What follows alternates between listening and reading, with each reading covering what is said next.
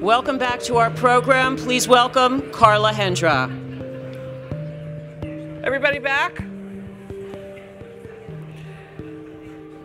I'm really excited about the next panel, and I'm going to introduce our president of Ogilvy Entertainment, Doug Scott. Doug joined us in 2006 to build a team to create and produce original brand-funded entertainment for our clients in some of the world's leading companies. And he's earned an incredible reputation as a visionary in this area of branded entertainment and a real trailblazer in bringing together partnerships between talent, producers, networks, and brands. Doug is going to introduce all of his panel members, but they're among the very top people in entertainment, media, production, and distribution today. So please welcome Doug and his group to the stage.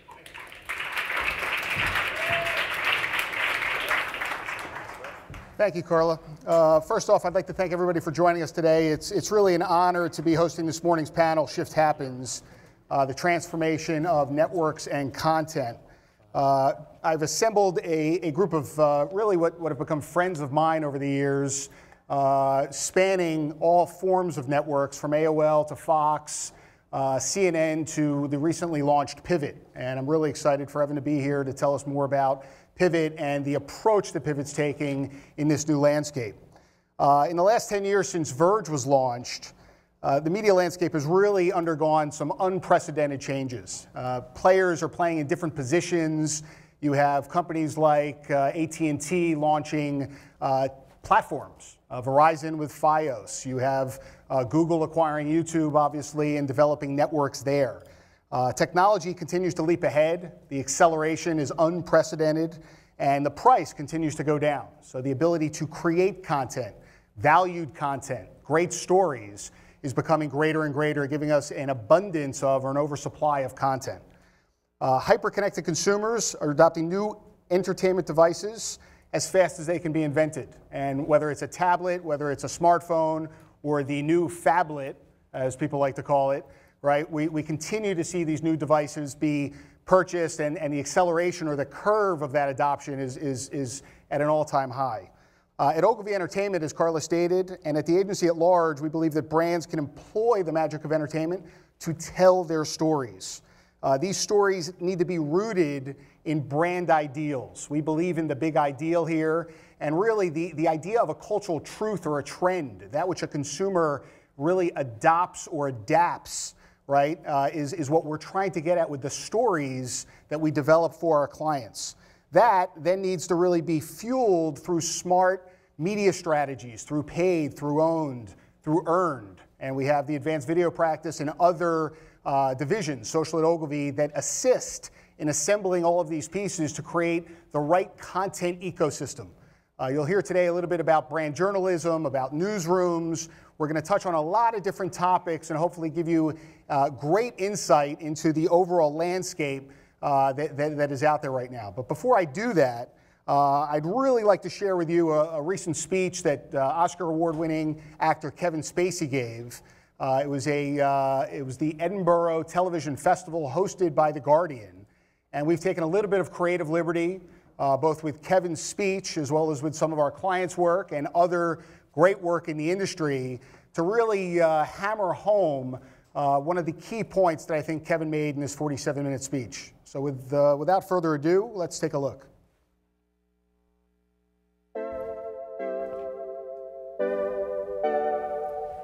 Salaries increase. People have reputations and track records to protect.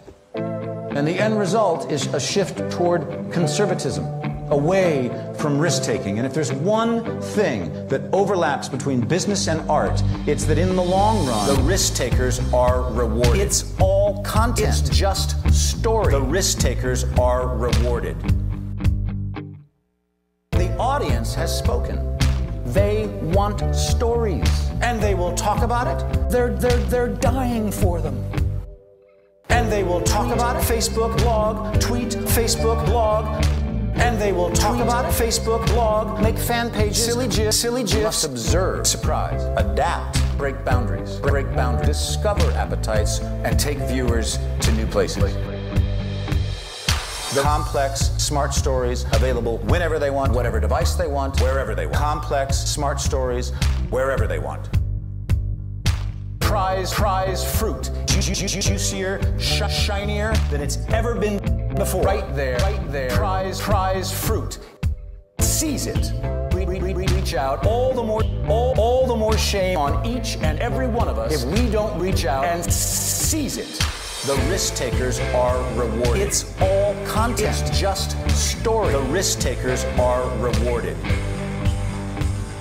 The risk takers are rewarded. It's all content. It's just story. The risk takers are rewarded.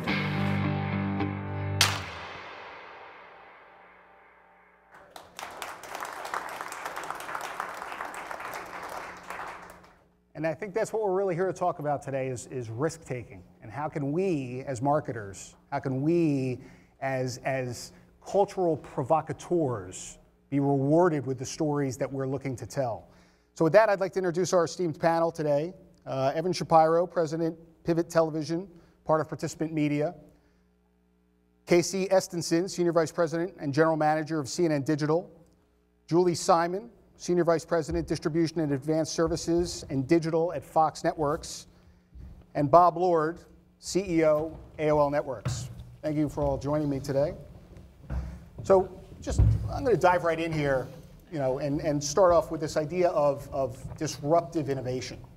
The music industry, they were in denial. You had a lot of old school music folks who put their head in the sand when Apple emerged with the new platform, the perfect razor blade model. And really, it was about giving the consumer more control of their music. And I think what we heard this morning is that television is under that same pressure. And I think it goes really beyond TV. It's content at large. Bob, starting with you, you've recently joined AOL. I think it's been a total of 2 months. Yep. So I'm sure it's you're now settled in. Oh yeah. And fire hose has stopped. Yeah. And most recently, AOL with its Adapt TV acquisition, it's really been a large focus of yours. And I think September, Adapt TV broke all records, delivering 3.7 billion video ads, which is just an enormous volume of video ads relative to when you look at where the dollars are spent on television in the upfronts and this video platform. Yeah. Can you tell us a little bit about how Adapt TV is innovating in the space and really looking towards that disruption?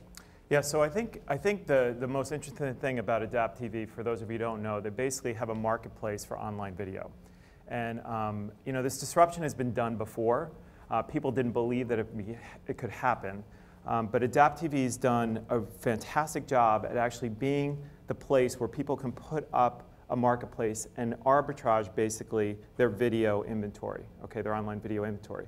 And they're going to soon get into ITV and then soon into TV dollars. But the magic is they actually own the supply side also. So they're working with agencies and they're working with brand advertisers who have audience segmentation. So the magic is they're matching up those audience segmentation with the inventory before. And there's a lot of naysayers in the market. There's a lot of people saying it can't be done, the volume's not there, but the volume's going to come. So they're a bit of the head of the curve. So AOL went out and bought it because we have a really good business in the display business and in mobile to match those audiences. And video, sight, sound, and motion, which we all know is king. And that's where people are going to go. So the basic premise of automating that process is really critical for us in the future of advertising. There's no other way to do it. So that's the magic that they're bringing. And I assume that's really going to go cross-platform. So it's not just going to be within the video, but it's also going to sync across multiple devices. It just has to. It's wherever the user is. And I don't even think, at AOL, we're not even talking about the desktop versus mobile versus video anymore, or TV. We're just talking about getting to the consumer the way it is. Getting to a tribe, The information that we can garner. My 13-year-old has a smartphone. I didn't get one until I was 35. So the information I can garner on that generation is enormous. So I can get tribe-like information and actually serve impression by impression-based advertising like ways that I've never done before. And you know what? We don't even need a cookie. Everyone's all worried about, oh my God, we got to get rid of the cookies. Technology will just evolve. We'll be able to get people's behaviors. And by the way, they're going to give us the information. If you look at those generations, they disclose. My daughter, who's a sophomore in college, she's happy to give information to her trusted brands. And because she gets a big value exchange back from that. So we have to stop arguing about this privacy issue and just sort of embrace it and move forward with it, in my opinion. So on the other side of innovation, Pivot TV, targeting millennials, probably one of the most innovative networks I've seen since the advent of cable. And I remember walking the Western Cable Show at, History Channel and all these other channels when they had 8-foot linear tables and pipe and drape behind them and saying, nobody's going to watch. There was a Western Cable show. Right. Nobody's going to watch a channel on history, right? And look what's emerged. I don't even know history. I don't think history really tells history anymore, but that's a whole other topic for another day. Pivot has really emerged as a leader in this multi-platform storytelling environment. And as Bob just mentioned, the tribe and really being able to target them on any device. Talk a little bit about how Pivot sees the future of content and this idea, which really is why we're here today, of devices and desires, and how you're developing the network around that. Sure. I teach a class on television at NYU, and I have 70 millennial people in this class every Wednesday. And the idea for Pivot, in addition to working at Participant Media, which is an entertainment company that's 10 years old, founded by Jeff Skoll, that is dedicated to the idea that a story well told can change the world. So it's entertainment that inspires change. Lincoln, The Help, Inconvenient Truth, Good Night and Good Luck, Food Inc., all these great, The Cove, and we're bringing that mission to TV. So beyond that part of it, the idea of Pivot, a network dedicated to the millennial generation, who I call the new greatest generation, and catering to how they will watch television on a moving forward basis, was born out of a final project that one of the groups in my class presented, which I stole and never paid them for. So the idea is, and this was pitched by them to me, the idea is, put it on pay TV. A certain percentage of people on a moving forward basis will watch television on the pay TV ecosystem. So let's call that 60%. That's not Armageddon, but if you think about losing the 40% and you think about the advertising economy and the affiliate economy that represents, that's a major shift of dollars. And what they said was present the network or a bundle of networks in two different ways. One, through the traditional pay TV ecosystem, and another that they can subscribe to direct as an add-on to their broadband subscription. So this idea of, everybody here, raise your hand if you've heard the word cord cutters. Okay, so now think about that for a second. If you're under 30, your daughters, my daughters, there's no such thing as a cord cutter. You have a cord. The first thing, if let's say you're not moving in with your parents and you're getting your first apartment, which is not the majority, but people who are plugging in, the first thing they do is not get a landline and not get a television cord. They get a broadband cord. So calling them cord cutters is Orwellianly inaccurate. And so what we designed and what came out of that class was you can subscribe to Pivot on pay TV if you have a pay TV bundle. And if you get that pay TV bundle, you'll be able to get Pivot on any device, anywhere you go, live and on demand. There was this, I'll stop monologuing in a second. There was this misperception created a couple years ago that this generation won't watch live TV. Absolutely incorrect. Walking Dead, Breaking Bad, the MTV Video Awards, they will watch television live because of FOMO, fear of missing out. You see something, you see Red Wedding blowing up on your Twitter feed, you have to be there while it's happening. You can't be the last person to get to it. So you'll be able to subscribe to it live and on demand on any device. Also, for the first time ever, Pivot is a network that is distributed via the broadband provider. You can subscribe to it live and on demand on any device, anywhere you go, for a small fee on top of your broadband subscription. We call those people broadbanders.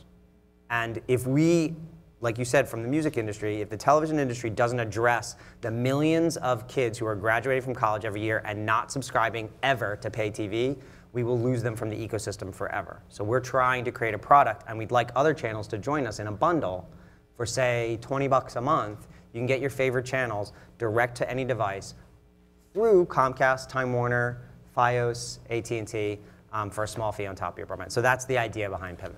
So, Julie, Fox on the other side of the fence here, right? I mean, recently you launched FXX. I think you stayed away from FXXX for good reason, probably. But FXX, Fox Sports, Fox. Fox Sports 1, we did Fox Sports 2. Yeah.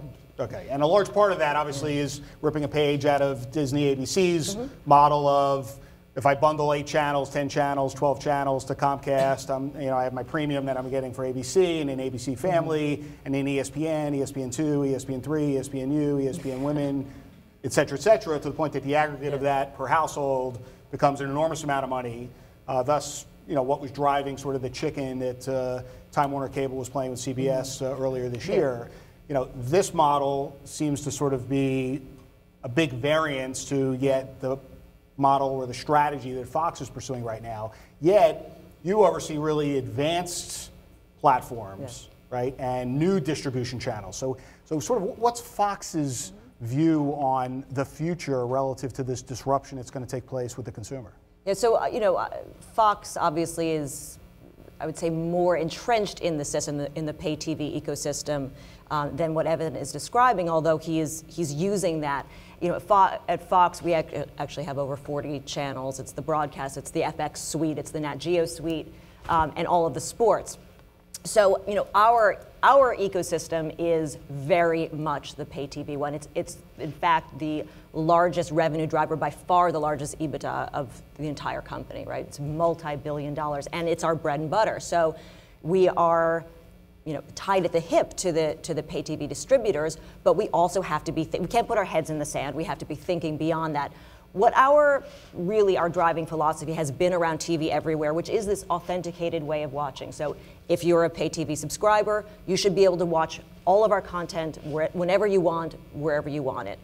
It's a little bit easier said than done because you have to create those deals and you have to bring those pay TV distributors into the mix. We launched, we were the very first broadcaster to launch TV everywhere with Fox. We're in fact still the only one that puts any of our content behind a pay TV wall. We've been sort of struggling with the other broadcasters to kind of get behind that. We've been out there a little bit ahead of everybody, and we did it 2 years ago. We only had one distributor, it was Dish. It was at 10% of the market. So, there's this fear, all of a sudden you're putting your content and only 10% of the market can see it online.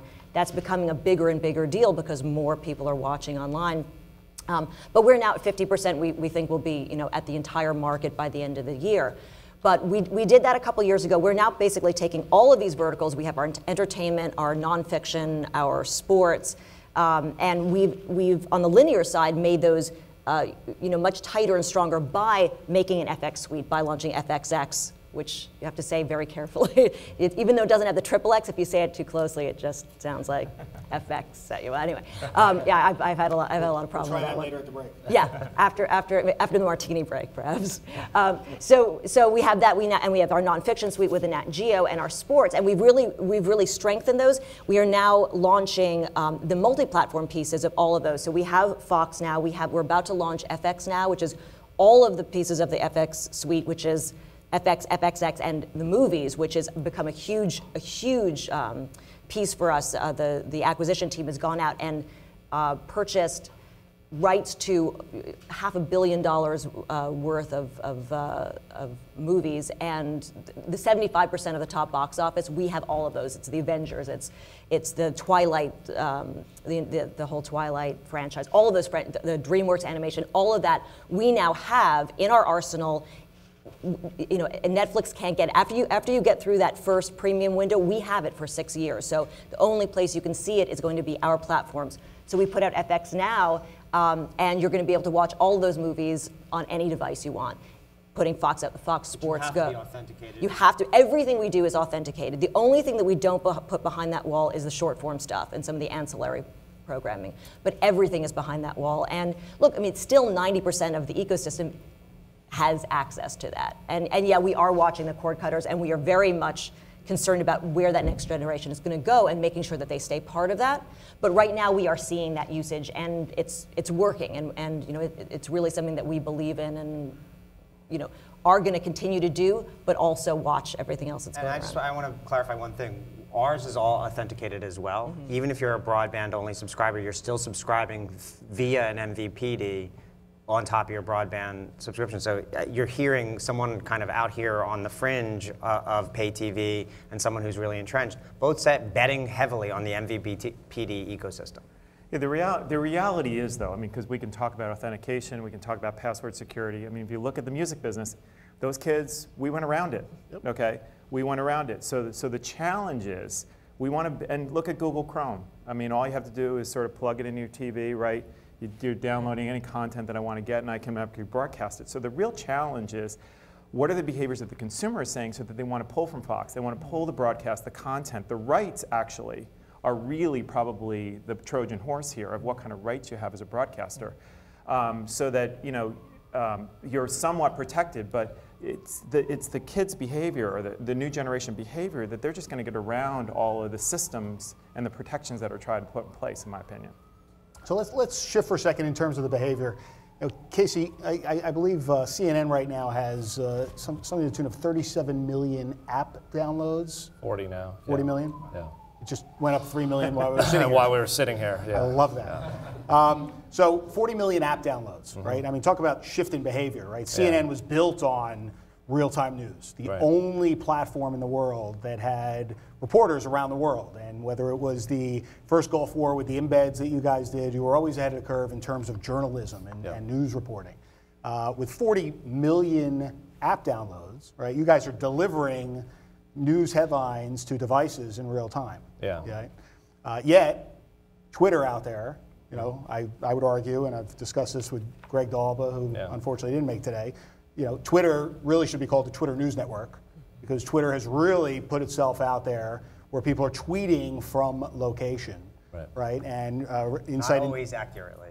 Not always accurately, but that's a large part of where CNN comes in from a credibility standpoint. Yeah. I mean, do you see the behavior with how your app is being used right now, providing insight into where CNN can and needs to go in terms of pushing news to where it's not homogenized and it's on the one side Fox, no offense, and on the other side MSNBC, right? And CNN has really taken a strong position in the middle, giving me a global purview as to what's going on out there, but now bringing it even more real time through the apps that are out in the marketplace? Yeah, I mean, I think what's interesting for me is that listening to this discussion, CNN is in the middle of all of this. You have the scale of AOL, which is, I mean, the numbers are staggering with what they're able to deliver. You have, you know, startup and outlier play with Pivot, trying to play both into the cable landscape and also in a direct-to-consumer way. And then Fox, which is very clearly on authentication and subs and, you know, the MSO framework. So we live right in both of those things. We are heavily supported by sub fees through cable operators, but we run the largest independent digital news service on the planet. I mean, maybe BBC would argue with us about that, but I don't consider them to be independent given that they're government-backed. So the idea here is that we have to kind of do both at the same time. We have a heavy authentication strategy. We now stream the US television network on the homepage of CNN.com. You can watch it without audio there for free. When you click, it asks you to authenticate. We've seen authentications go up almost 200% since we've launched that. Give you an idea, on the homepage alone, that little video box is serving 200 million hours a month of CNN television into people's homes. Again, without audio, you know, and it's auto start when you get there, so those numbers kind of inflate a little bit, but people are engaging in it. I've got 10 million people a day who come to CNN.com. And when they do that, they're seeing the television network, and that's been a push from Jeff Zucker for us to try to tie those together. So then you get to the third dimension, which is mobile. 40% of our consumption is now coming off of mobile. That increased from 20% 2 years ago. It's basically a vertical line of growth. I think it will be over 50% by the end of next year. That's a combination of mobile web and our apps. We're doing north of 300 million page views on mobile web in the US alone every month. You know, there's billions of ad impressions that are coming across there. When you look at the content landscape in mobile, you have players like Google, Yahoo News is the #1 website for news against AOL News and CNN and HuffPost combined with AOL. CNN's in third, but CNN is far and away #1 in news on mobile. And part of that is this ecology of Facebook and Twitter. You know, we have over 35 million followers on Twitter now. So you think back to kind of Larry King, when we kind of drummed that up with Larry and Ashton Kutcher and their run to get to 1 million followers. You know, we're now at 35 to 40 million followers on Twitter. And what's happening, and both on Facebook as well, is when you click inside of Twitter, it's not a web click, it's a mobile click. When we're tweeting something out, by and large, I believe those people are getting it on mobile, and that redirect is not coming back into web. So the idea of us thinking about a website is fundamentally changing. We're really thinking about it as a virtualized service that will hit you on whatever device you're on. It just happens to be, we're calling it mobile now. The challenge being, I think for everybody in here, and Doug, you and I have talked about it extensively, is getting the brands and the advertising dollars to follow us in there. Because the usage and the audience is very clearly there, but the ad executions, at least from what I'm seeing so far, are really lagging behind. And all of the infrastructure that goes with it, just a ton of friction for buying mobile right now. And so it stresses the business. When I have to go up and have the conversations with Time Warner, I'm like, look at all the engagement and the usage and the growth, and they're like, you know, Jerry Maguire, show me the money. And, you know, I'm like, it's a field of dreams. I just talk in movie metaphors. So, you know, we got to build it and they will come. Yeah, so I would say that we're sort of like ensconced in the middle of all that. And do you think that, because, I mean, Facebook just reported, I think 40+% of their revenue in Q2 was mobile revenue, right? So what you're saying is slightly different than what you're seeing from them. Now, obviously, you guys are much larger in terms of your operation, right? And the business that you operate. Do you think that a large part of the gap is due to the traditional ad unit trying to fit itself into a different platform, and we as an industry, right, with the IAB and others, really need to be looking and saying, you know, is a banner ad, which is a 468 by 60 or whatever the dimension is of a print ad, right? Does that really need to change based on understanding where the consumer is, what they want, what they've looked at, what they've read, how they want it, the right time of day, right? All the shifts that we're talking about. You know, do we really fundamentally need to look at what is an ad? Google, AOL, I mean, Bob is an expert on this. I mean, certainly Google, AOL, Microsoft, Facebook, through a combination of pouring billions of dollars through acquisitions and hiring some of the best people out of all of our companies and agencies to work there, have begun to corner the market in mobile sales. And for a company like us, you know, we sell TV really, really well, and many of you have worked with CNN and Turner. Those brand executions are really great. And there's this whole world of data-driven, targeting-oriented, performance-led sales that needs to be matched into great brand executions. I happen to believe CNN's in a perfect position for this because we have the scale and we have the brand, but pushing that down into like the IO level and to the actual, you know, sales level is something that I would say we're challenged. Well, and it's actually really, it's more than just that. It's the optimization level. Okay, so it's whether or not, when you actually start talking about automation, you start talking about programmatic planning around brand, it's about whether or not that ad or that unit, I'm calling them ad experiences now because we have to go beyond just telling people on a banner ad what to do. We actually interact with the ad because we have HTML and we can actually do a little mini website within that place. But it is whether or not that first sequence has worked. You learn from that instantaneously, and then you serve up another experience, and then you serve up another experience. And that's where we're going to get the volume. And the problem is, our estimates is for every $100 that an advertiser spends online right now to try to place an ad, 55 to 60% of that dollar is lost just through technology. I'm calling it the technology tax. That's because you have to have a DSP, you have to have an SSP, you have to have an agency trading desk. I mean, it's called the Lumascape. It is so damn confusing to brand advertisers and to agencies. It's awful. So the problem we need to solve between Google, Facebook, AOL, Yahoo, we need to streamline that efficiency so that we can give money back to the creativity and the content development, because to break through in all this noise, you've got to have great content, you've got to have great creativity. I mean, it's the old John Wanamaker quote, I know half of my marketing money is being wasted, I just don't know which half. But I think it goes back to something you said at the very beginning, which is video, the experience that wants to happen from a consumer standpoint is video. I mean, from an advertising experience, that's the one they most appreciate. There's a reason, the best piece of branded content ever continues to be the Super Bowl, where people come in pretending to watch a game and they're really there to compare the commercials. The interesting thing is also when you talk to Twitter, they'll say the single biggest click-through from Twitter to a web experience is going to be something that promises a video experience on the other end. And so, you know, storytelling remains, and this is what you've built your whole career on, storytelling remains the single most important way to change consumer behavior or alter consumer behavior to your will. Yep. And being able to end up on some kind of video, I think what we all agree, regardless of what platform we are on, that's the holy grail. That remains the single most important and effective piece of communication in the advertising economy. And I do think, you know, we're working with Twitter to do in-player, in their AdSense, in line, while you're reading the Twitter feed. There'll be a little player there where you can actually see the video.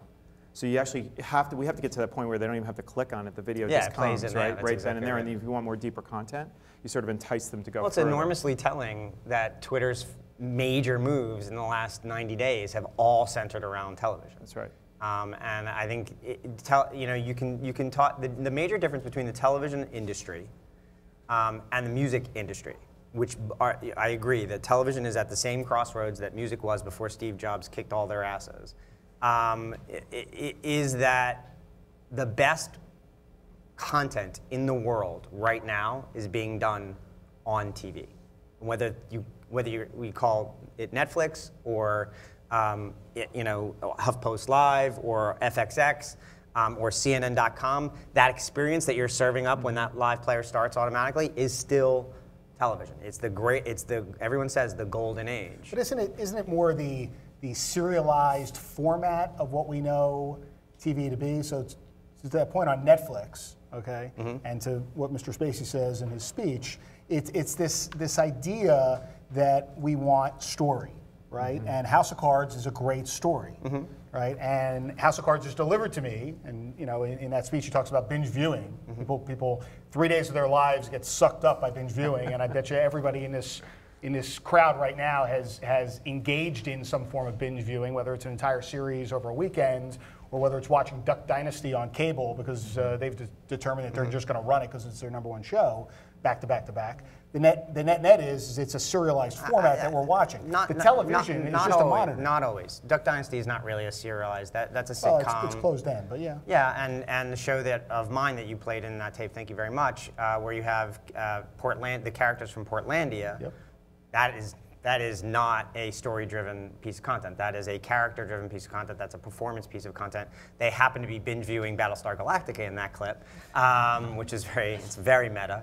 It's like an Escher painting inside an Escher painting. But the interesting thing is MarketCast did a piece of research at the beginning of this year, which demonstrated that the #1 generation for binge viewing is, not surprisingly, millennials. But 3/4 of them say that they binge view to catch up, so that they can watch the new season live. So yes, storytelling and that large arc is definitely going to work. Yep.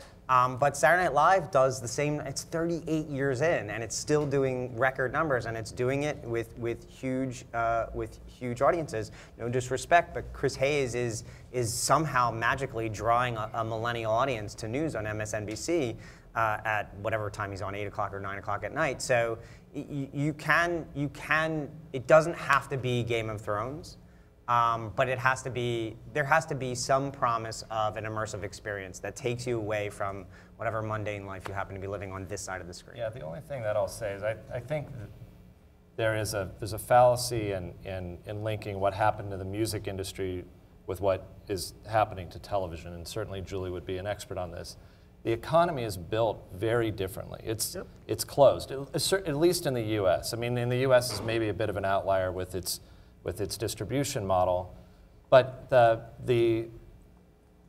back in the early 90s, there was a verticalization of studios. You look at Disney, who produces as much of their own content as they do handling distribution, or Comcast NBC now. On one side, they're producing the content, on the other side, they're distributing it. All of those companies, with the exception of the 2 satellite distributors, also deliver broadband into the home. And so, you know, if you're Comcast, your margins on the data side of your business are much higher than they are on the content side of your business. What we are doing through things like TV Everywhere and authentication efforts and creating unique products for those distributors is sort of bundling the data side and the content side and using the scale, the leverage, the history, the relationships, the goodwill you have, and billions of dollars flowing between our companies to try to finally do something good for the consumer. You know, for me, like TV Everywhere is one of the first quality things the cable industry has done for the consumer. If I pay $100 a month to get cable and internet in my home, I want to watch all that programming everywhere. And to a certain extent, it's what Steve did with iTunes. He just did it in one company. He sort of killed piracy by creating a really good, clean store that everybody could trust and know they weren't going to get viruses and, you know, all kinds of stuff. And that's a key thing, which is, you know, choice. Everyone says the control is in the hands of the consumers. Everybody is their own network. I don't have to have pay TV. I can cherry pick from all these different other services. I can steal it off BitTorrent. In fact, more people watch Game of Thrones on BitTorrent than watch Game of Thrones. But while choice is enormously desired and empowering, it's a huge fucking pain in the ass.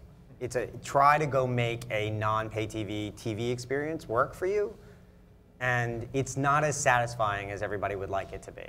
And so if the MVPD industry can get out of its own way long enough to create a package that can compete with Netflix and Amazon and Hulu, it will win. It is a superior product. That's what we're hearing product. So much of. So now, I mean, there's been so much in the news about Netflix going to cable companies, trying to get some support. Obviously, Hulu Plus, which I'm quite close to, has you know, potentially some ability to come in and be that sort of MVPD version. It's very telling that someone from Fox Distribution went to become the head of Hulu. That's right. So yeah, my boss has just recently gone to become the head of Hulu, and then we had John Malone just saying we need to have that solution. But to the economic piece of it, one of the things that's interesting. So you do have these cable companies who essentially own and run the entire broadband piece, right? There's very little broadband outside of what cable companies deliver. And as we see these, you know, what you're doing in terms of direct to consumer, or we're seeing these new entrants like Sony, Intel, some others, who knows, Google's been trying to do this forever, but trying to come in and create these cable packages that would be going over the top, so it's not their infrastructure, it's over the top of the cable companies, and they've been going to all the programmers and trying to get support. And then just recently, Sony had a little bit of a breakthrough with a leaked report about Viacom. So it's interesting, they're all trying to do that, but you have the cable companies, on the other hand, who could, if they so desire, jack up broadband prices so high that it becomes completely impossible for a customer. So yeah, you get a great $40 cable package, but now your broadband is $200. Yeah, but I think it's, and I've heard more than one MVPD operator say to me over the last 12 months, I might just get out of the video business. I'll just become the pipe and let everybody run over that pipe because the margins are so great. Now, what people don't seem to realize is that we paid for that infrastructure to be built through tax incentives. So it's interesting that they take that approach, but it could happen. I think they're at war with themselves. So you have some that say, forget it, I'm just going to be a pipe, and then some that are really fighting to still be content. I mean, Comcast owns NBC. And you have Time Warner Cable is putting a lot of money into sports. And sports is an interesting thing for us all to be talking in terms of still keeping people in that linear mode. You have the two of the largest companies in all of telecommunications, Verizon and AT&T, investing lots and lots of money into building a content machine when they could just be broadband if they wanted to. To me, it's interesting with Verizon and AT&T, who launched television services, I don't know, back in the early 2000s, late 90s, and now Google. All of them have come into the TV sub business. I mean, they are all paying. It's a great business. They're paying for content companies to deliver their networks. And so there clearly is an assumed value there to distributors who believe that they need to have a suite of brands, for which I would say CNN, ESPN, FX, you know, few others. There's Pivot. There's a handful of these networks. But even if you're AOL or you're Fox or you're Turner, Time Warner, our sub fees are all larger than our advertising revenues. So in that world, I don't know that that's going to be it may forever, not be forever, but it certainly, I think, is going to be for at least 5. And for companies like, so this year, very interestingly enough, I think 6 or 7 new linear television networks launched. There's Pivot, Al Jazeera, Revolt, Esquire, Magic Johnson's, which is Aspire.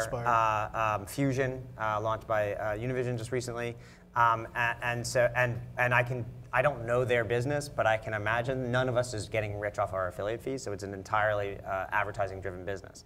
And what that means to you is that we're going to be far easier to work with because we rely almost exclusively on the dollars that are coming from advertisers to sustain our business. And that forces that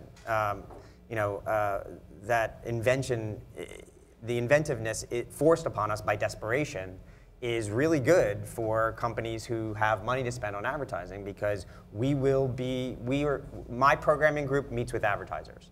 It's not a very usual thing for the larger networks because they don't have to. You know, FX and sports, you have content that is enormously viewer friendly, and so you can take a 30-second spot and embed it, and it works. We have to be increasingly creative. I think that's going to move across the spectrum, though, over the next 10 years as we all have to become more inventive, and the 30-second commercial becomes not the thing. 30-second commercial, not the thing, huh? Okay. It's not going to play. You're not going to invite it back next year. We have 5 minutes left. Unfortunately, we probably could talk up here for half a day. Before I pose one final question to my friends and panelists here, are there any questions that anybody has? Yes, sir. Please let us know who you are and who you're with. Yeah, Martin from Nestle. You earlier spoke about the fact that the superior experience, where you could sort of pick and choose and set up your own TV channel, that would win, provided it could be delivered in a seamless way. But what is holding us, what are the 2 or 3 key challenges today of which are holding us back from doing precisely that? To quote Shakespeare, first kill all the lawyers. I mean, you mentioned it. It's the rights. The rights are a big thing. So we have this app, the Pivot TV app, that is delivered in a walled garden, just like a regular television channel, over the internet. You have to be a subscriber. You have to authenticate. So it's identical to the television experience. It's just on a different device. It took 8 months to get the studios to understand that it's a similar type of licensing deal. We reinvented the content licensing contract. We had to throw it out and start over. Because most of them say, on no new technology forever, ever, ever, and I'll kill you if you try. And so we have to. Then if you go international, it's even worse. And then international, it's even worse. So it's really the rights holders. It's the contracts. That's really one of them. That to me is the major barrier. Technology. It's really, yeah. If you figure out No, it's the technology's in place, and it has been for a long time. Actually. I would also just throw out one thing there, which is that in each of our own individual app experiences that we create, we can control that entire environment. We could do exactly what we want. One of the fears that we have, and I'm thinking that this is probably not just us, although I know Fox has been probably one of the most vocal proponents of this, is that as we are put onto other people's platforms, as we have Comcast, Xfinity, or it's even Hulu, which is our own partner, there's such fragmentation, and what the network is a really key piece, and I think is kind of intrinsic to this entire conversation. The network allows us to create shows. It allows us to create hits off the back of other hits. If we didn't have that model, we would be like a movie studio, and we'd have to pay $200 million for every for every show that we did. So we rely on what the network is, where we have our own promotion, we have our own feel. When you turn to a Fox, you're in our environment. Once you're thrown off and fragmented in these other places, what does that become? And so we don't necessarily want the consumer to be able to pick and choose in that way and just say, oh, I just watched Glee, now I'm going to watch Smash. I'm going to have to. That's where I'm going to have to disagree with you. I think you're 100% right, which is there will continue to be an enormous value to the network, to the brands delivering content in a linear fashion, and you can see the flow still working on many different nights. However, we have to be. I think all brands, including content creators, have to be a little bit more brave by handing over control of the content to the consumer. Breaking Bad doesn't do 10.5 million viewers on its finale if it wasn't on Netflix. There's absolutely no way, shape, or form that happens. Scandal just came back with a huge number in its second season because people caught up to it on a different platform. So, Netflix, if you look in their quarterly earnings every quarter, it's in there. You got to dig for it. 50% of the people who use Netflix don't pay for it. So we have to, and they know that. They know that people are sharing passwords, and they use it as a marketing hook. So does HBO Go. So we have to be a little bit brave with handing over the keys if we want, in a fragmented world, if we don't let the consumer find us through their own path. And I say this because as a small, teeny, tiny, almost irrelevant network sometimes, that's really bad to say to a room full of brands, but very, very, very relevant brand, you have to let them discover it on their own terms, which is why we are allowing our first episode to go up for free everywhere. The only thing I want to add to this is you think about the television in your home, for which you probably paid $1,000 for, let's say, and you think about your phone, for which you paid $500 or $600, or it was subsidized and it cost you $99. Think about how much smarter your phone is than your television. And then think about just the most basic things that your phone can do. Nobody talks on their phone anymore, right? So the most basic things your phone does, like, let's say, alerting. Why is that not in the television, right? Like, if you're on Fox News, you should get an iOS alert that pops up over, well, it wouldn't be iOS, but you get an alert that pops up over it, says CNN breaking news, and you click and it drops you into the next channel. There's tons of legal and contractual things that protect from that happening, but the consumer's doing it already. They're hitting the remote to flip to the next thing. So I believe that, and I think all of us are working on, when that internet connects into the television and it gets done in a way, a truly solid consumer experience, it will change. It will create whole new product streams. It will create whole new networks. It will create whole new ways of engaging with consumers, and will probably benefit a bunch of people who potentially aren't benefiting from it today. Is that going to happen soon? I mean, quite honestly, as a user right now, all you have to do is pay $35 for Google Chrome. You link in your PC experience, and you have that beautiful experience on your TV. And I do it through. I have a Mac Mini connected to my television. Same idea. You know, you can get that interactive experience now. The Chromecast is the #1 selling device on Amazon. That's right. That's right. So I encourage you to try it. But it's really very simple. And you know, I think we just have to go back to how are we going to start consuming this content. And I think the experiences that are in those cable boxes are atrocious from a user experience. It's the least intelligent appliance in your home. It is ridiculous. It is just absolutely crazy. And your fridge is smarter than your cable box.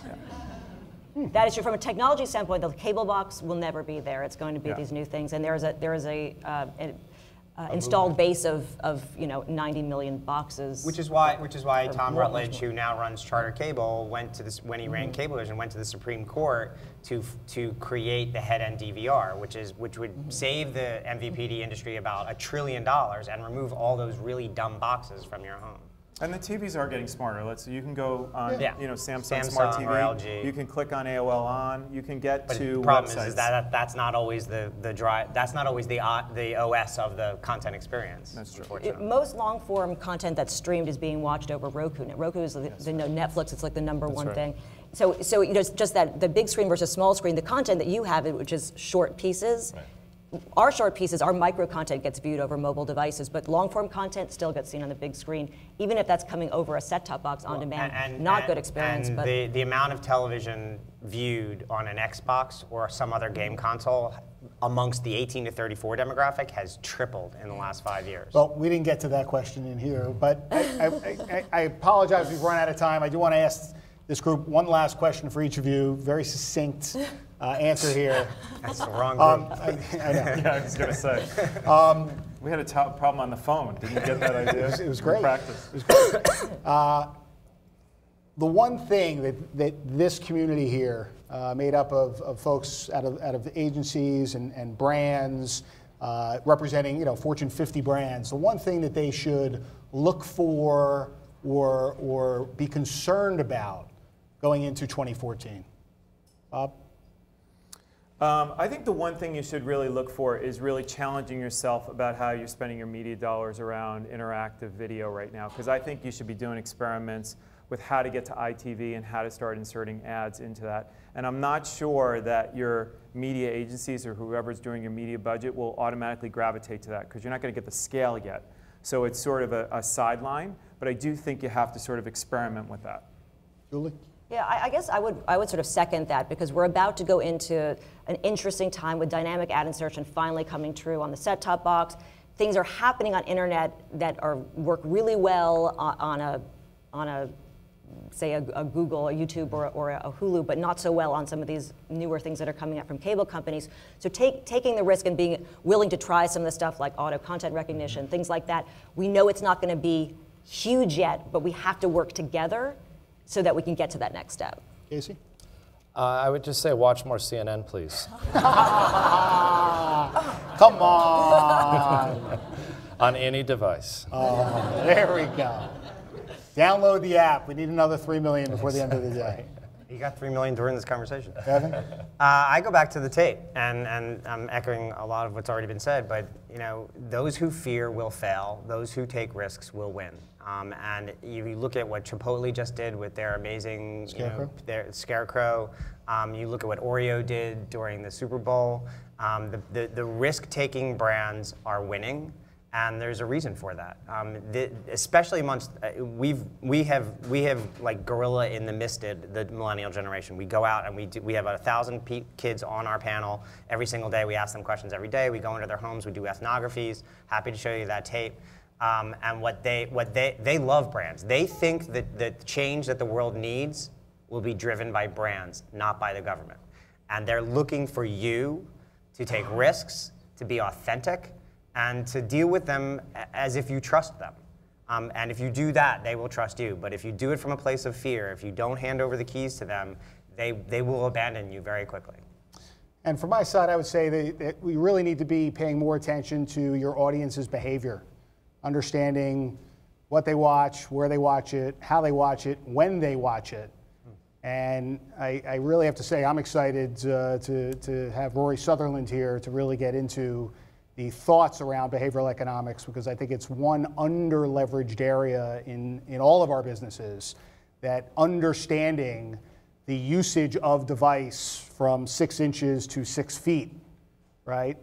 From communication to tapping out a message, to tap, swipe, buy, which is very similar to Pavlov in terms of bell, salivate, eat.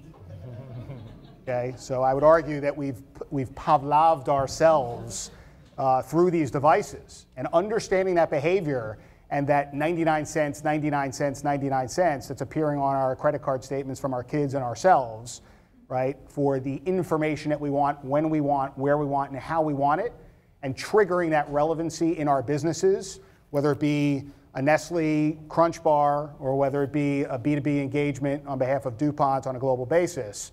Understanding the consumer in that right state, at that right time, with the right information that's going to inform, educate, or entertain, is a critical aspect of our marketing plans going forward. So with that, I thank all of you. Enjoy your Verge.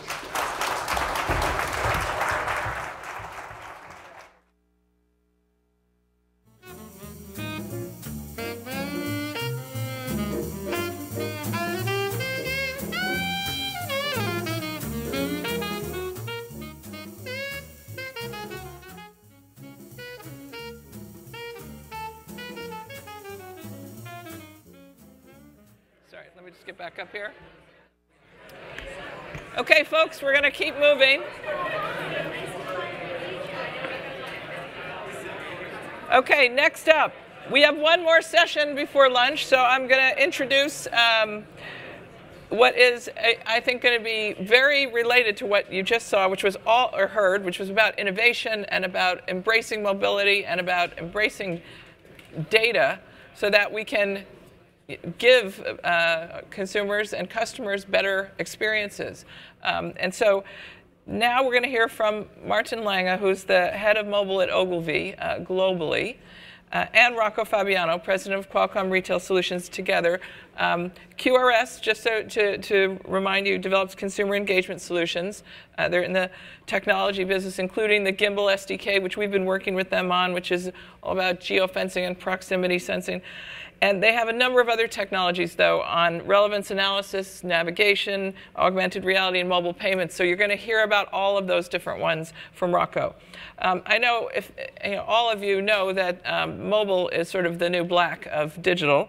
Most of the growth that's projected in digital advertising next year and beyond is going to come from the mobile space. So understanding it from both the retail and the brand point of view and from the consumer point of view is very important. There aren't very many better examples of how devices and desires are coming together to connect people in new ways than the world of shopping. So you'll hear quite a bit of stuff about shopping and retail in this next section. Martin Lange is responsible at Ogilvy for integrating mobile marketing programs into the business programs of our clients, our global clients. He acts as sort of a business lead and a coach and a strategist in this rapidly evolving area, both for our internal Ogilvy stakeholders and for our clients. He's going to kick off the session with a brief presentation, and then he'll invite Rocco up to the stage to talk about customer engagement. And they will both lead a Q&A after that, and then we'll move on from there. So let me welcome Martin first. Thanks, Carl. Hi. I'm supposed to have a clicker, right? Oh, I'm going to help you move the chairs. No. I can. Here you go. A little bit of exercise before you get on stage to get warmed up. Welcome, everyone. We're going to switch gears now a little bit from entertainment, and we're going to move into the mobile space. So we'll be talking about creating contextual engagements with the digital sixth sense. Rocco will go into what the digital sixth sense actually is, but in the line of devices and desires, theory and practice, I'd like to kick it off a little bit with what is the theory behind contextual awareness? Why do we need contextual awareness? Not so much from a socio-demographic perspective, but in order to really deliver value. So here's a statement. Successful mobile services provide value and context. Who would agree with this statement? 1, 2, 3, quite a lot. I actually wouldn't, because currently they don't. Who has received an offer or an ad that actually was tailored specifically to you in exactly the context that you were in at the right time, and you were just like saying, this is now what I need? Not very much value in that context right there. So this is why, and we'll get back to this phrase in a second, I'd like to actually dissect this statement a little bit.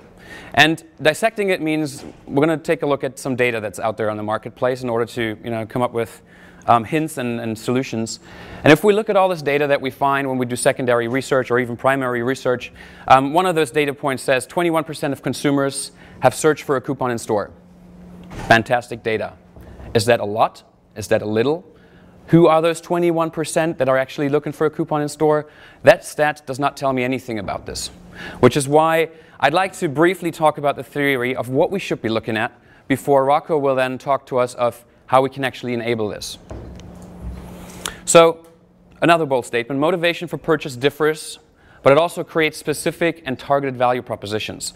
So the first part, value, not the context part, the value part. What helps us define what value actually is to me individually, to you individually in the right context?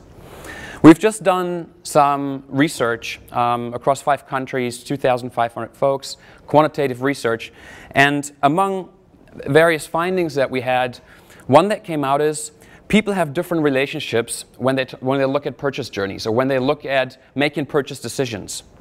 And these different segments, and they're obviously overlapping, and nobody of us falls just into one. It's not a black and white segmentation, but it's very interesting to see because they will help us define what value actually is for that specific person. So the first one are people that are driven by emotional drivers. or that are being influenced by emotional drivers. Emotional drivers, those are people that don't necessarily want to give up a lot of data about themselves. These are people that say, I have an emotional connection to Adidas or to Puma, to whatever brand there is. I know the product and I buy it because I couldn't even rationalize of why I would be buying it, but it is because probably an advertising agency has done some fantastic work around building that brand for them. The next group that we have are people that are driven by informational needs.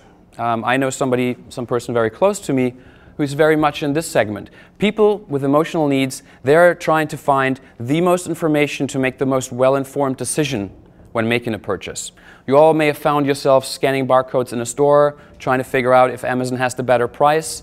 You may have found yourself either tweeting at your friends, gathering your social networks, trying to figure out if the TV that you're looking at in that moment actually is the right TV that you have. There is more and more information that you can tap into, and mobile devices and mobile services help us do this. And there is a group of people that cannot make a decision without gathering all of this information before they actually go there. And then there's a third group which is driven by rational values. And rational values or that have somewhat of a transactional relationship to brands or to programs. And that transactional relationship is between what am I giving up and what am I giving in return. You see the passbook here, which has a lot of loyalty cards in it. Loyalty programs a lot of times drive upon these. They say, you give me data about yourself, you tell me what your hobby is, you tell me what your location is, you tell me what time of day it is, you tell me about your family, your income, where you live, and I will give you something in return. People that are driven by rational values, they expect return. They know if I'm giving up something, I will get something back, which is a very different relationship than, for example, the emotional drivers. And all of these three segments actually allow us to define what specific value is. Here, it might be access to exclusive content, which is directly related to the brand. So I create that extra layer of emotional connection. Informational needs, the question is, what kind of information can I as a brand, as a retailer, actually provide that individual with in that moment when they make a purchase decision or when they're along their journey to making that purchase decision. And then the rational values really is about how much am I willing to ask for in order to give back. So those are three segments that help us define what value can actually be. Now, over to the other side of that statement in the beginning. Context is complex, multidimensional, and certainly not, at least not only based on socio-demographic data. We all know marketing in the past, we've been looking a lot at, the 35-year-old soccer mom lives within 50 miles of a metro area, 2 kids, husband, median average income of, I don't know, household income, 120,000 or something. That tells us nothing about what we should be delivering and what context that person is in. Let me give you this example, and actually this is kind of that soccer mom. This is Mary. Mary can have 3 different or multiple different impetus for why and what she's shopping in that moment. Here Mary is actually on her trip to soccer practice with her son who she's going to be dropping off. She's driven, she probably is never that happy as she is in that picture right now because she's very time sensitive in that moment. She's driven between different brands. She's looking for value because she wants to take care of her kids. She wants to give the best products, yet she needs to be very price conscious as well of what she is buying. There is a specific need that she may be seeing in this specific context, in this specific shopping context. Imagine that would be Mary as well. I couldn't quite find that exact person on Google image search. This could be Mary as well. That could be a late afternoon stage, and she has been preparing to go to look for wedding bands for half a year now, because that's when she got proposed to. Very different emotional context she's in, very highly involved, one product focused. She knows she's going to make a decision here. It's going to be high impact. There's going to be a lot of money involved in this decision. And then her friend, Mary's friend, is actually having a bachelorette party.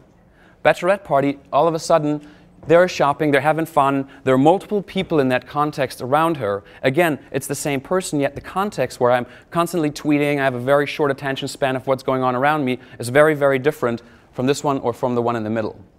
And just what I reminded of, we're heading into Christmas season. Christmas season for retail is a massive season, obviously. It's the season. What does Christmas tell us? Well, in Christmas season, I buy presents for other people. When I buy something for somebody, I think about what my relationship to that person is. Which again, different kind of an emotional context that the person is in, which could exactly be the same person just from a socio-demographic profile. Cultural environments provide us insights into the dimensions that can let us understand context. Top one, that's the Adidas flagship store in Berlin. People going into the Adidas flagship store in Berlin are either brand lovers that we saw that are driven by emotional drivers, or they're people that are tourists passing by. There is a specific need that these people may have in the context of that flagship store, specifically in Berlin Mitte, where a lot of fashion victims are running around. You have Cabela's on the left-hand side. That is an experience. Families go to Cabela's for a whole day in a department store to understand. They're all driven by the love for outdoor sports. But they also encounter an environment which is highly complex. The inside of the department store is highly complex, but very different from the flagship store of Adidas. The malls, we all know malls in the US. Malls are cultural institutions almost. People spend half of their social life during certain times of their age in malls. Again, that context creates a different kind of need within that mall that we can address. And then the last one, which is that grocery store around the corner where I'm just running in to get a beer because my buddies are coming over to watch a football game. Again, different kind, time press, short term. I need to just find that beer, which seems to be kind of hard in that gloomy light in there. But again, a different kind of contextual setting that I'm in. And last but not least, another set of dimensions that help us understand what we should be addressing from a contextual perspective. Whether you're using your mobile device in the store, whether you're using it on the street, whether you're using it just before bedtime or early in the morning when you wake up, or in the middle of the night for that matter, or whether you're actually surfing and you're on an e-commerce site potentially and you're just texting your friend, hey, was that the TV that you wanted to buy? Group M has done an interesting study. They found 6 segments, and again, these segmentations you can find 6, 5, 3, doesn't really matter. They found different segments based on how can I influence people along their purchase journey? How many steps do they actually take before they make a purchase decision? And what is my brand or retailer's way of influencing one of those steps? Where's the highest likelihood of what? Is it mobile advertising here? Is it search marketing that I should be deploying? All of these kinds of different segments are not dependent on the person, but it's very much different dimensions of context. And then we have yet another one, which is, ever since we've introduced mobile devices, at least this has been magnified since then, has created very specific challenges for brands and for retailers. And one of these you probably know or you have heard of, and even if you're not in the retail business, everyone's kind of read about showrooming. We've done a study showrooming, 2 years ago, hardly anybody was using the phone to actually, price comparison shop. Now, one of those stats, probably 11% of all the people in the US have done that actually. Maybe it's 20%, it doesn't really matter. People are not really buying in store right now from the mobile devices. They may use it to compare prices and then they go home and then actually shop on Amazon.com, but from their computer. What this is telling us though, there's a challenge for retailers and they have to be aware of the fact, and the question is, how do I turn this challenge for retailers into an opportunity? What is it that they can deliver? What value can they deliver in the physical context of the store, knowing about the person that then helps us deliver this? The next one is, and I found this in an IBM study from 2010, this was actually related to the travel industry at the time. I love bringing this up. This is the paradox of choice. The fact that we have access to information at any given time now, whether we're at a physical point of sale or whether we're at home, whether we're on the street, it doesn't really matter, whatever state of mind we're in, even if we're drunk on a Friday night, I can still access information. But what that does to me is it continuously pushes me forward to access more information. And there are more services that offer me access to the goods that I'm trying to buy. And I'm actually being moved away from making a purchase decision because there are so many choices now that I have, and I kind of feel compelled, well, if I research a little bit more, I may still save another $5 on the product that I'm buying. So this is an interesting one, and the question for anybody who's selling is, how do I overcome the paradox of choice? And then last but not least, and this is obviously the elephant in the room that nobody quite has addressed yet, and Rocco will speak a little bit to this later, privacy. What happens to my data? What happens to me giving away information? What kind of information am I giving away? Who has read all the T&Es of all the apps that you have on your phone? I know one person, he's an engineer, he works at Qualcomm, who's actually reading all of those. You don't read these, you don't really know. The industry is doing a terrible job to speak about, this is the kind of data you're giving me as a marketer, and this is the value I'm providing you in return for this. We need to make a much better job of actually understanding, or having consumers understand, am I collecting personal information? Am I just collecting aggregate information? What am I doing with this information? But most importantly, what is your benefit from me having the information about you? So those are just 3 mobile-specific challenges that we'll have to address with this service. So going back to the initial conversation about successful mobile services provide value and context.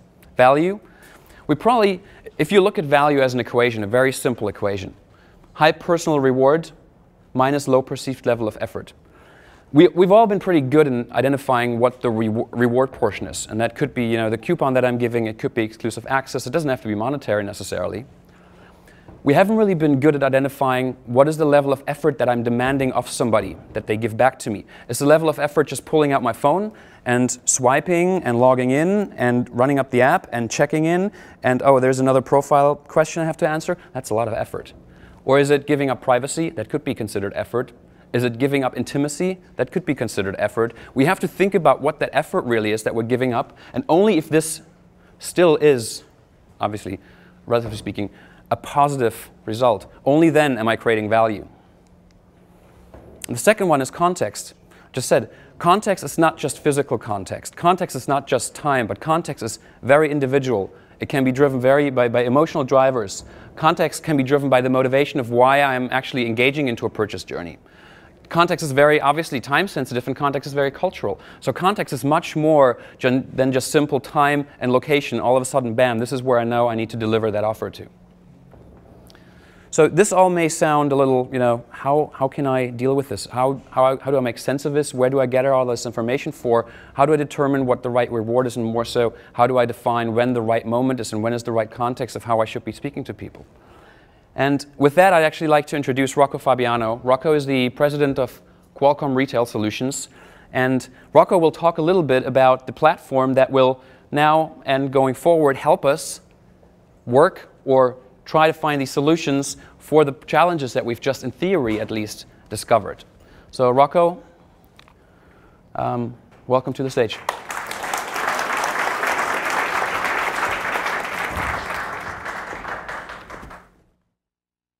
Thank you. And we have our video as well, hopefully.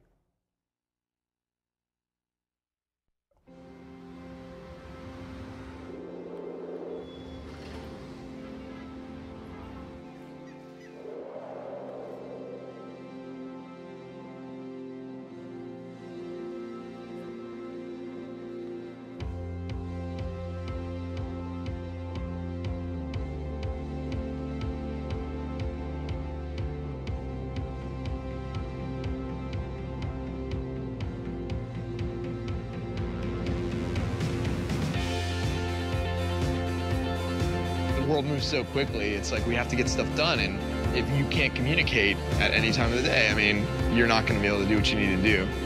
Usually the first thing I do in the morning, I'll hop online and then I'll actually connect with my development team out in the Ukraine, and we work on whatever video game project we have going on. We've been playing in a band, we'll get together, we'll rehearse. Usually, one of us will record some stuff on our phone or our tablet, and we'll bring it in. Being able to sit anywhere and hum something into a phone or into a tablet and be able to come back and share it with each other wouldn't have happened. I wouldn't be producing half the stuff I'm working on if we didn't have these devices. My grandfather and my father were fishermen. They used to be totally dependent on nature, keeping an eye on the position of the sun and tracking the moon at night. Now, this cell phone gives us important information like weather, wave heights, wind speed and direction, as well as coordinates we need to find the right places. And the results are amazing. If all of our fishermen had mobile phones like these, I really think our community would grow. And I think our people would have better lives. I used to be sick a lot. I had trouble breathing. I would have blackouts. I couldn't do anything physical. I just couldn't have a normal life. My doctor ran tests and discovered that I had a heart problem. So he gave me a special wristband. It takes pictures of my heartbeat. Then my phone sends the info to the medical center. And if I have a problem with my heart, the doctor from the call center will call me right away. I now have more control over my life. I use the tablet a lot for studying. It is a little smaller than the book.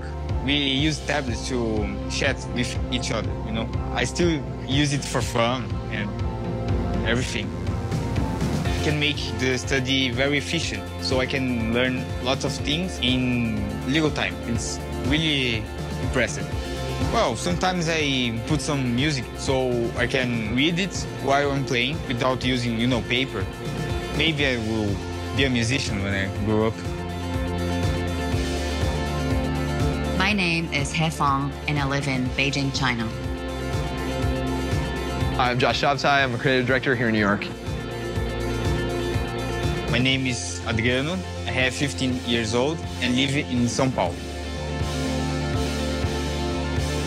My name is Panier Selvan. I live in a village called Birampatinam, and I'm a fisherman.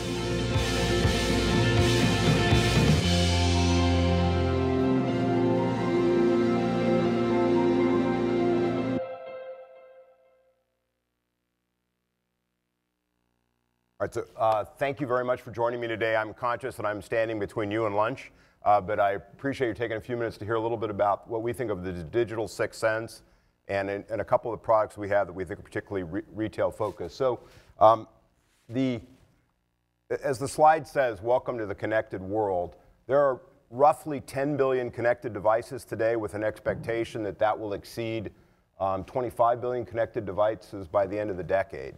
I think even as the video touched on, I think we can envision some of the new categories these devices are reaching into: automotive, healthcare, and a number of other areas. But ultimately, I think we'll go beyond that. I think picture a situation where you pull into the forecourt of a convenience store to get gas, and there's a three-way dialogue between the automobile, the petroleum pump, and your phone. And together, they communicate about what type of fuel your car wants, diesel versus some other form of gas, fluid levels in the car, what might have to be done.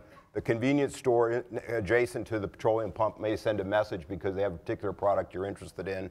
And in the final analysis, you even may arrange for payment for the petroleum from your car without having to go out and punch in your zip code and those little buttons that always get stuck, and I can never seem to do it. So that ultimately is what the connected world will deliver to us. The connected world is increasingly mobile.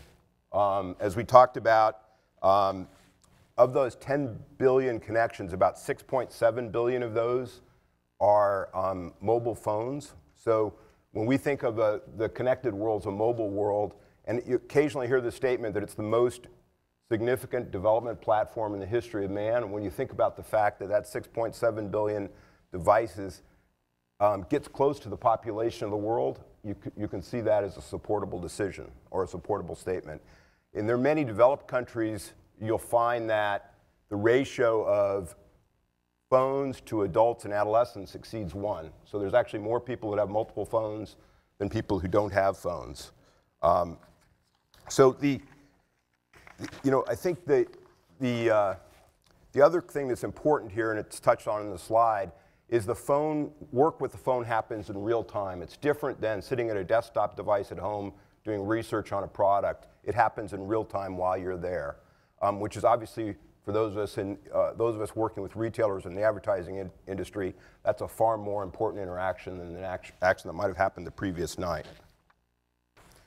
For Qualcomm, we describe ourselves as born mobile natives. The company was started 27, 28 years ago to really focus on the mobile and creating technologies for the mobile industry. We're a leader in wireless technologies worldwide. Of the smartphones in the world, 73% of those have our technology in them in one form or another. So we have a very broad reach in terms of the mobile industry. The company will generate, I think, well in excess of $20 billion in revenues this year. But the most important thing is every year we invest in excess of $4 billion in just research and development, trying to make connectivity better, interoperability better, and promote the ecosystem. So we try to be very much on the forefront of what is happening in the connected world and the mobile world. And we think of this in the context of a digital sixth sense. So like your other senses, it actually supplements your other senses. So you carry it with you in the form of a phone, but it discovers things around you. It interacts with your environment. It filters, just as your senses filter certain information and share other information with you. And it simply makes you more effective, makes you smarter, better able to deal with your environment. Increasingly, I think we will find that devices play an active role in managing your environment. I mean, today, one of the earlier slides mentioned that The average US smartphone user spends 158 minutes a day looking at the screen on their smartphone. Increasingly, because of the interconnectivity of these devices, they will manage your environment without requiring you to become involved. So this digital sense will become an increasingly important aspect of the world around you and managing your environment. The Qualcomm technologies are throughout the device. We try and innovate across the ecosystem. Our objective is to improve connectivity and improve interoperability, facilitate implementations of new technologies within this environment. We have a deep understanding of what's happening within the mobile device at all levels of the device. So if we think about smart devices and the fact they're extending our senses, as I mentioned earlier, they're really tools to supplement our other senses. They are a tool for us to understand our environment better. They make information more relevant, and they make us smarter and more effective.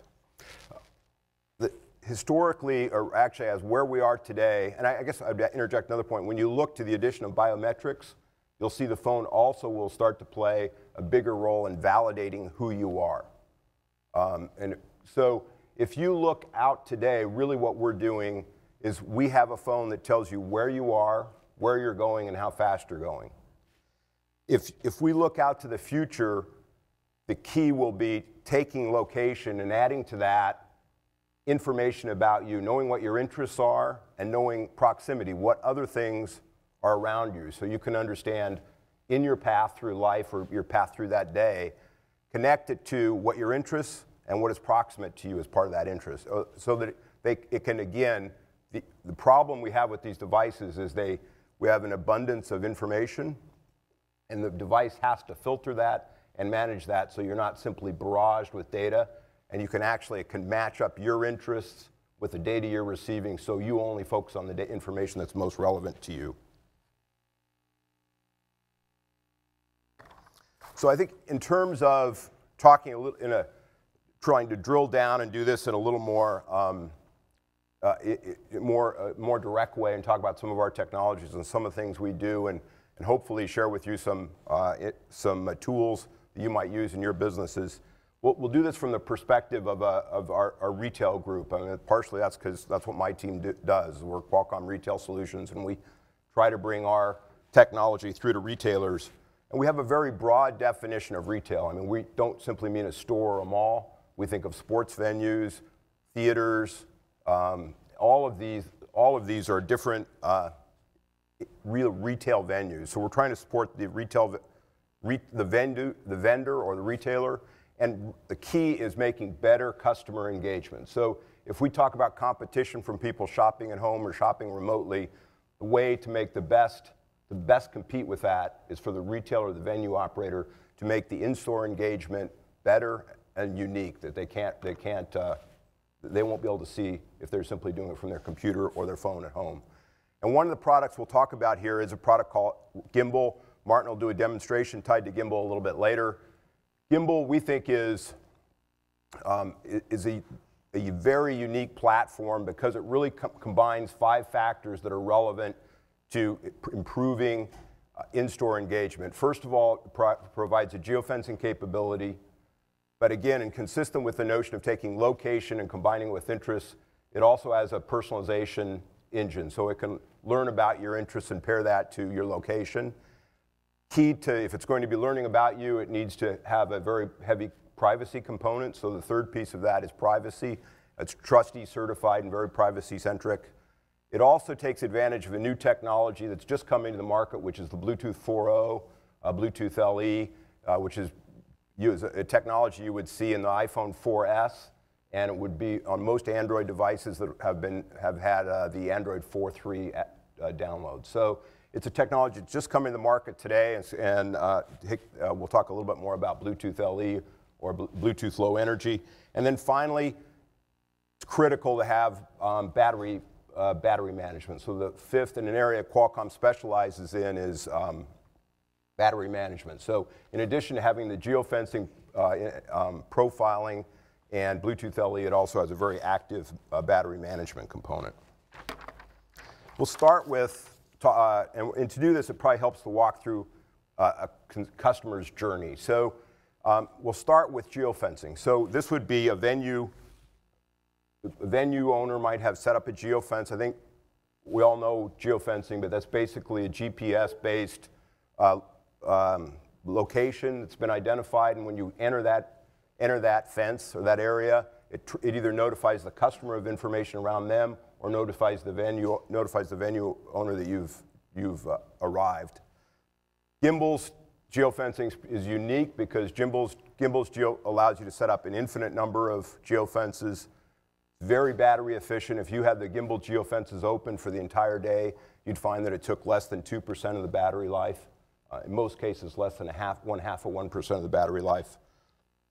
And Gimbal also lets you create geofences of any size. I mean, most of us don't work in venues that are a perfect circle, which is what you see in traditional geofencing. So the Gimbal capability lets you set up polygonal geofences. So in this case, a customer arrives at a store. The venue owner can work with their loyalty system or personalization to let this customer know that they have an offer, perhaps the fact that they have a sales clerk.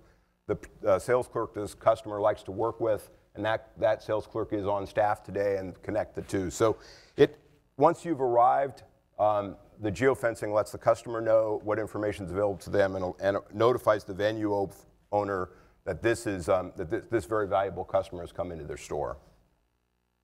There's also, once you've entered the store, one has to navigate the store. And Qualcomm actually has two technologies that can be helpful. One is an ISAT technology, and the other is Gimbal. And because the key issue now is bringing the blue dot inside. People need to find, if they're in an airport, we need to get from one gate to another, and it's helpful to know what kiosks and other capabilities they'll pass in the process. They're in a store, or in a mall, they may need to find particular stores. So the ISAT capability actually is tied to the sensors, satellites, and the Wi-Fi access points to help navigation in the store. Or if you add a gimbal Bluetooth beacon, which we'll talk about in a second, that can also help you navigate and wayfind through the store. So let's talk a little bit about the Bluetooth LE. So Qualcomm, the gimbal beacons, this would require the addition of a beacon in the retail store, or a few, so they can range from whatever size this is, maybe 4 inches, to a tiny beacon. They're very low cost, and they allow you to get your proximity. When we talk about proximity, very precise proximity. It can be ranged down to well under a meter. So in terms of wayfinding, it can take you to a specific end cap within a store, not simply in the store. Once you're there, it can allow you to engage with the consumer. You can look, from an analytics perspective, you can look at dwell times, traffic patterns, who took items into a changing room. So it can be very, very valuable in terms of a data perspective. It also can make sure, when combined with the customer profiling information and personalization information, it can allow the customer to receive those offers that they find particularly valuable to them, particularly relevant to them. The other valuable piece of this is it filters the information, because the problem we have is we provide more information to the customers. Obviously, it could be spam. So if a customer simply gets overloaded in terms of the information that's being provided to them, whether it's based on a geofence or Bluetooth LE, it's really important that we deliver a capability to manage those down to the most relevant information to the customer, and that's why the personalization information, or the personalization aspects of the Gimbal platform is particularly helpful. So this is what we use the Bluetooth LE for. Bluetooth LE, it's important to note, is not the Bluetooth that many of you think of. I mean, it doesn't require pairing. It's called LE for a reason. It's low energy. This isn't a helpful tool if somebody turns off the Bluetooth in the phone, because the nice thing about Bluetooth LE is it walks into a store. You can walk into a store or venue, it immediately pairs with the device, interacts with the device, and in fact can even wake up an app. So if you have an app in the background and that store wants to open up your app for you when you walk in, the Bluetooth LE can do that. So for us, it's critically important that we have excellent battery management, because if people shut off Bluetooth, obviously that capability is not there. So it's very low battery usage. Another item within, once you've actually found a product, it's important to have a better understanding of the product. So this slide actually touches upon one of Qualcomm's technologies called Vuforia, which is an augmented reality platform. And an example here is we're using Lego. Children worldwide spend about, and some adults, spend about 5 billion hours a year playing with Lego toys. And sometimes it's hard to visualize what that bag of blocks is going to be. So what Lego's done is they've enabled their catalog. When you use the augmented reality tool to scan an image in the catalog, it brings the catalog to life. You can have a 360-degree view of what that set of blocks will look like fully assembled. In many cases, they actually have motion. You can see them flying and so forth. So it's a very helpful way for the customer to provide additional information, have the customer understand that product better. We also work with a product called Pay, which is really a pairing capability that allows the mobile device to interact and connect better with the point of sale. Pay supports QR codes, NFC, and as well as proximity. I think we're increasingly seeing proximity come to the fore as a payment mechanism. At Qualcomm's coffee shop, if you are interested in going up for a cup of coffee and you're an employee, you simply come in proximity to the point of sale, your picture appears on the register, and they punch your picture at the end of your purchase, and that completes your transaction. And again, that's done through the beacons because of the proximity to the device. So increasingly, in the payment space, it's very, if new payment technologies are going to get traction, they have to be less onerous than a card swipe, which is pretty good. So we see some of these proximity payments as technologies is a very helpful way to solve some of those problems. So really, in summary, it's our objective to help brands and retail venues connect better with their customers. And we think we do this with a number of our technologies, particularly Gimbal, with the geofencing, which permits customers to know they're nearby. We have a great geofencing tool, as I mentioned. The profiling engine, we've tried to, these aren't simply tools, this is a platform. And the idea of these platforms is for us to do the heavy lifting so that the retailers, the brands, and their developers can better take advantage of these 6 senses and better use the tools that are available in the device to have a deeper engagement with their customer when they're in venues. So it's a platform that provides the profiling and analytics engine. As I say, we've moved into the Bluetooth LE. We're in the process of installing these beacons in a number of environments where they're active in a few places. I will say that this product has been deployed in Japan for 18 months, and we have seen, we're working with BlogWatcher, Dentsu, and Recruit in Japan, and we've seen 3-fold increase in click-through rates by using the Gimbal, just the Gimbal geofencing alone. So we have that, as well as I want to beat up, because this is a big issue for all of us, is consumer privacy. So it's very much a privacy-centric product that as I mentioned, I think may have mentioned, is Trustee certified. So that's a very core component of that capability, as well as Qualcomm likes to focus all the time, is on battery management. So that's the highlights of some of the things we're doing, some of the tools we have. Warren, do you want to do the demo first, or questions, or what? I think since we're running over a little, the Q&A will be on the rooftop. Perfect. Okay. So I was trying to make No, time. that's fine. Thank you, Rocco. So in order to prove, the proof's always in the pudding, we actually have the Qualcomm technology here. And although my COO has bet against me to never do live demos on stage, we're still going to try that now. Seth is here from the mobile team at Ogilvy, and we are currently projecting 2 things onto the screen that you can see here. So on the left-hand side, that is Seth's phone. Seth has the famous footwear app on his phone, which is a shoe retailer for those of you who are not familiar with it. And what you're seeing here on the left-hand side, this is a simple HTML5 site, so that's just a URL essentially. You can imagine this URL to be literally anywhere, so this could be digital out-of-home signage in store, this could actually sit on a computer, it could be pushed to anything. It's active push through an HTML5 service. So we have now 2 cases. Obviously we can't go into the complexity that I was trying to draw up in the very beginning, sensing Seth's emotional status right now, probably pretty nervous and I don't know what I'm doing. But at least we could say we know purchase history of Seth. And what am I supposed to do? I'm going to hold the Bluetooth beacon? No? Bluetooth beacon is right there. Bluetooth beacon is here. So what you'll see is Seth right now is walking into the store, and Seth is somebody who has not purchased a pair of shoes in a while. And this is the demo effect. There we go. So what you'll see here happening is Seth's got a push notification on his phone, which is based on the proximity to the Bluetooth beacon that we're having here. And on the other hand, it is we have just pushed over the digital out-of-home display based on the knowledge of who Seth is. So this was the generic one that you saw before. The other one came on because we know Seth hasn't bought a pair of shoes in quite a while. Now Seth is going to switch phones. Essentially, we're going to switch the persona or the user now. So all of a sudden, Seth has been one who's recently purchased a pair of shoes with brown shoes.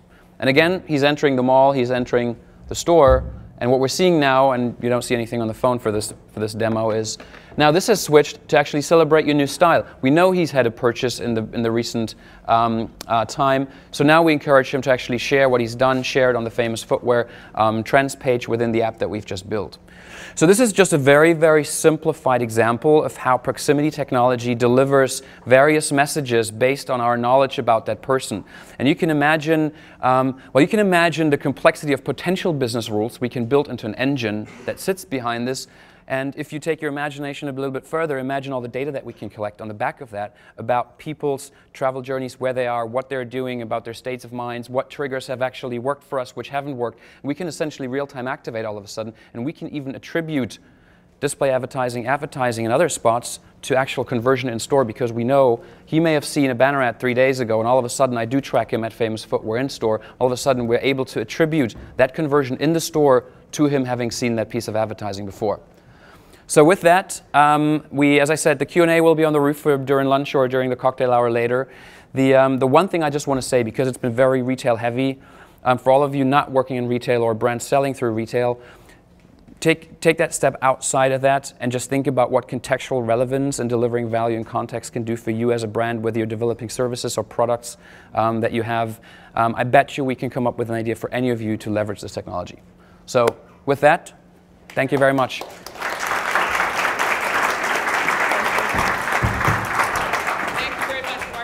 And good job. We are going to go up to our roof now. I just want to remind everybody what Doug Scott's film said. The risk takers will win. We've been working with Qualcomm to develop client applications, mobile applications based on personalization and proximity for 2 years. The one that Martin showed you is one that's actually going in the market. We have another that we saw with a retail bank client last week, a very, very high C-suite level client who looks like they want to buy. That's taken 2 years, and we've probably talked to 15 clients. So if you're a brand, I would really urge you to take that risk-taking to heart, because the mobile tsunami is only getting bigger and faster, and the capability is there. You've heard about a lot of the technologies. We can interpret them. We can put the ideas together and make them creative, and I think that's, as an agency, what we want to be dependent on for. But we also need brands and clients to hop on board. So we're now going to go up, and I would ask everybody to try and come back around 1:20. If you go out the doors that you came in, turn right, and you'll be in our elevator bank, and there'll be some people that will help you get up to the rooftop. It's a beautiful day, and we're going to have lunch. Try and come back by 1:20 so we can get back on schedule. We'll see you then.